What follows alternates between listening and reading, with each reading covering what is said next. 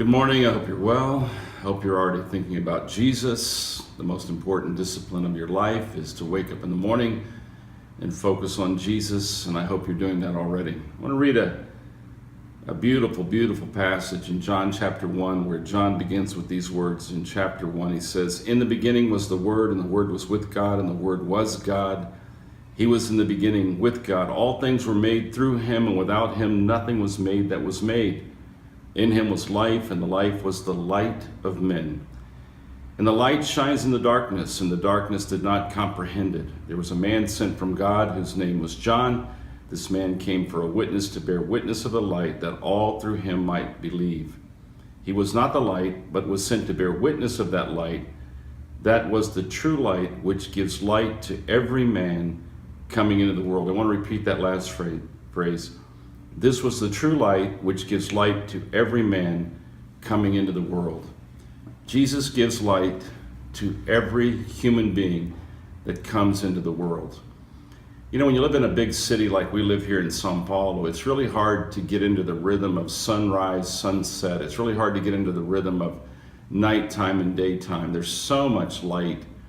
There's so much activity. There's so much illumination 24 hours a day in a great city like this that you get out of a rhythm. You don't really pay attention to the rising of the sun or the setting of the sun. People who live here, they go to sleep late, they get up early, and they are caught up in not the natural speed of things, but the unnatural speed of things.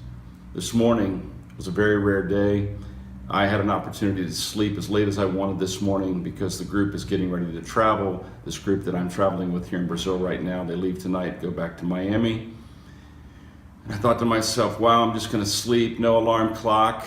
And sure enough, there was one small spot in the room where I was deeply sleeping, where the sunlight penetrated in and it did its job. It woke me up. I was mad at it, but it was not doing anything wrong. It woke me up. I think this verse where it says that Jesus lights every person coming into the world is saying that every human being gets enough light to wake them up. There is enough light coming into the life of every human being on this planet that should wake them up to the presence and the love of God. I really believe that when we're dealing with people, no matter how hard they may be, no matter how far from God they may be, no matter what religion that they practice or they don't practice, we need to believe these words, that Jesus lights every person coming into the world. You know, when the light came into the room this morning, I could have done a lot of things, and I did a few of them. I just buried my head in the pillow. I tried to ignore it, but finally, the light did its job. It was time for me to get up and get into the rhythm of God, not into the rhythm of man. The light was saying, Bud, you're caught up in the world. Don't sleep when the world sleeps. Sleep and wake in God. I really believe that when we work with people, no matter who they are, we should have this confidence. The light of Jesus has penetrated their inner life.